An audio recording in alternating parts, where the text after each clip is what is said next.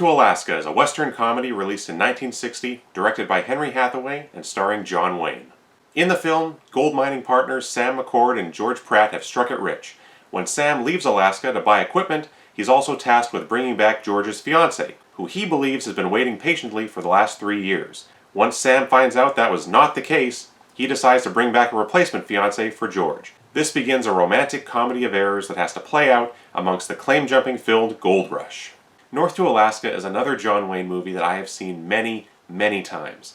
It's a comedy, but unlike a lot of Western comedies, it doesn't mine its humor from the conventions of the Western movie. Instead, it's basically a screwball comedy plot with a Western, or Northern more accurately, as its backdrop. The plot of the lead finding a girl to replace his buddy's lost love, only to have her fall in love with him, is one that I think would have worked in an urban 1930s or 40s comedy film. And maybe it was, I'm not sure. But it really is almost strictly a comedy. There is one obligatory scene of Western action where Sam McCord has to ride to the rescue of some fellow miners under attack, but even that has a liberal dose of humor throughout. I know John Wayne was quoted fairly early in his career about wishing he could try other genres of films. And I think he maybe said similar things later in his life too. And if that was a secret wish of his, I think movies like this were a way for him to try other things, performance-wise, while still getting the usual audience in to see it. It is still John Wayne in a cowboy hat after all, but it's very different from everything else he was making at the time. And I think he delivers a brilliant comedic performance. He's playing a type of character he's done before, that of the big, brash, tough guy, but also someone who doesn't understand women, is maybe a little intimidated by them, and if not that, he's at least deathly afraid of commitment. I kept thinking of his character from Without Reservations, a more traditional comedy from 1946, where he stars alongside Claudette Colbert. If you haven't seen it, check it out. It's a fun movie too. It's been a while for me, but I think that character also had similar views on matrimony. John Wayne gives so many hilarious expressions, reacting to those around him. Each of the three leads, the others being Stewart, Granger, and Fabian, who I'll talk about shortly, each of them take turns at times being the comedic lead, and other times being more of a straight man. John Wayne's best moments as the one doling out the most humor come late in the movie, and in particular, the scene where George and Michelle, Stewart, Granger, and Capucine try to make him jealous. It's fantastic. He's fuming, becoming more and more enraged with jealousy. His reactions to Fabian during those moments are just priceless. Specifically, the way he says, "Oh, shut up." I lose it every time. But then he goes into this kind of trance, sitting there, his face frozen in rage, pounding his fists on the table. If you know the movie, you know what I'm talking about, and it's perfect. Stewart Granger, as I mentioned, plays George Pratt, and early on, he's sort of the straight man. He's so excited, waiting for Jenny, the girl he's been pining after for 3 years, and then he disappears for a good chunk of the movie while Sam is in Seattle. By the time we meet up with him again, and Sam breaks the bad news, he's angry and in shock for what feels like 5 minutes. And then he's almost giddy. First about having someone to take Jenny's place, and then at the prospect of tricking Sam into admitting his love for Michelle. And it's in those scenes that Stewart Granger is amazing. He's obviously having a ton of fun. His banter and camaraderie with John Wayne is great, and he makes George a really funny character. He's also really great acting opposite Capucine. And Capucine plays Michelle, or Angel, the saloon girl that Sam recruits to bring back to George, even if she doesn't quite understand that until they get to Alaska. While her acting can be a little weak off and on, I still think she's perfectly cast. She brings an elegance to the movie, along with having terrific chemistry with John Wayne. John Wayne does a great job in their scenes together as Sam is slowly realizing, to his surprise, that he's fallen in love. And she has been trying to make him figure that out. Capucine actually plays off all three of them really well. Even Fabian. Fabian plays Billy Pratt. Yep, he and British Stewart Granger are brothers, and there's only a mere 30-year age gap between them. But besides that, he's alright, doing his usual Fabian thing. He gets to sing a song, naturally. His standout moment is probably that incredibly embarrassing scene where he's trying to impress Michelle with his maturity and only makes himself look like an idiot. And after that, again, his scenes with John Wayne are all really fun. his admitting to kissing Michelle's hand is pretty great. And now we come to Ernie Kovacs. And while I understand he is a very well-regarded television pioneer, I have always found him supremely irritating in this movie. Which I know is the point. He's a con man, but he's also supposed to be the villain of the movie. Not that this movie needs or even should have a serious villain, but Ernie Kovacs is just a lot to take in this film. Thankfully, in my opinion, he's not around for most of the movie. But it's when he reappears later on that I think he works best. He's an old acquaintance of Michelle's, and in their scenes together, he's a little more toned down, playing pretty much the textbook definition of a cad. Mickey Shaughnessy has a small role as the town drunk, and part of the last-minute cross-filing plot that takes up the last act of the movie, and he's fine. I saw him recently in Jailhouse Rock, but it's comedic stuff like this that I more associate with him. Carl Swenson and John Quaylen both have roles as, what else, Swedish loggers and old friends of Sam McCord.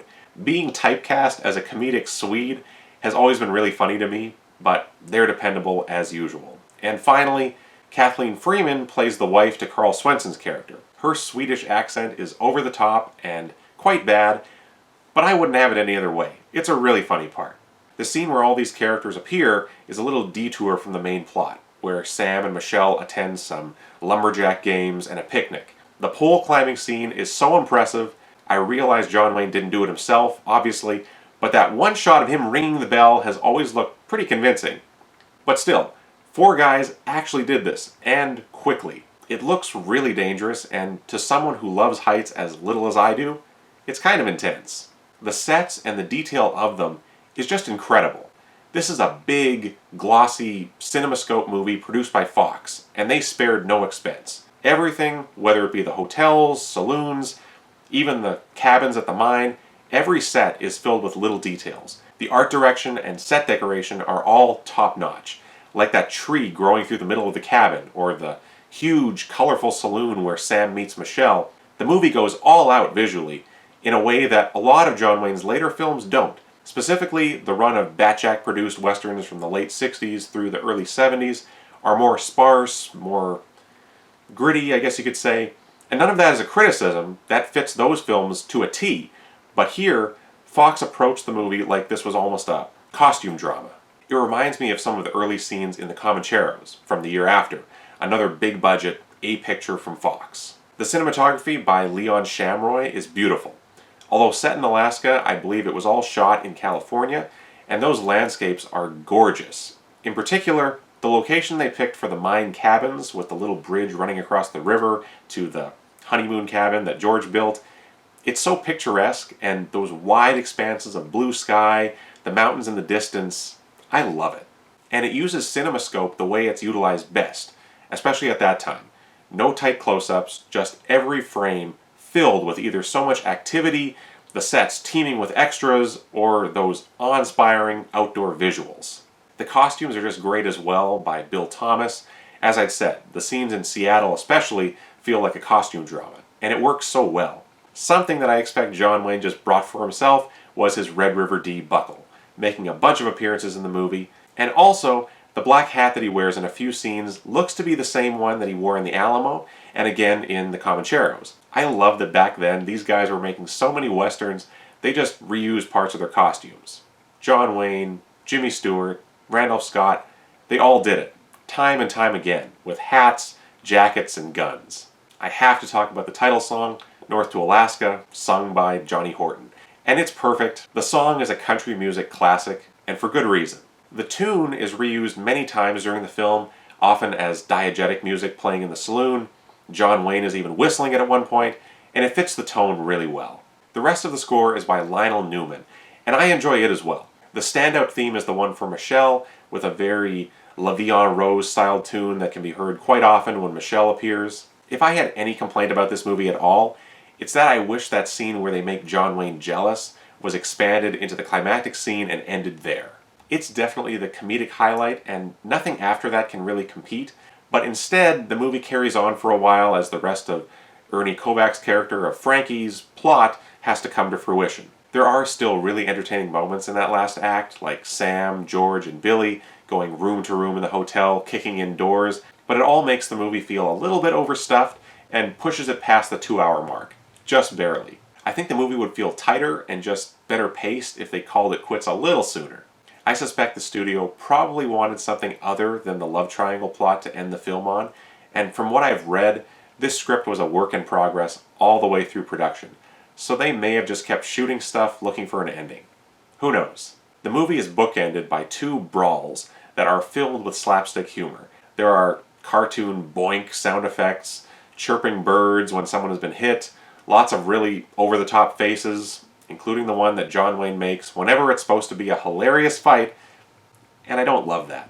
It's a little bit too much like the direction was, okay everybody, let's go crazy. The character-based humor that the rest of the movie has is much more effective, so thankfully that outweighs the other.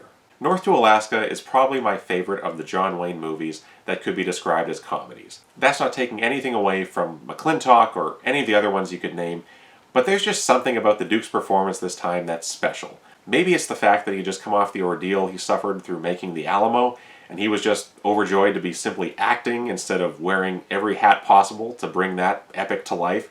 Whatever it was, he makes this movie. The rest of the cast, as I've said, so much fun. But it's that light comedic timing he has this time that I just love. Highly recommended. Thanks so much for watching my review. If you enjoyed it, please consider visiting my channel, Hildebrand Productions. Thanks again, and adios for now.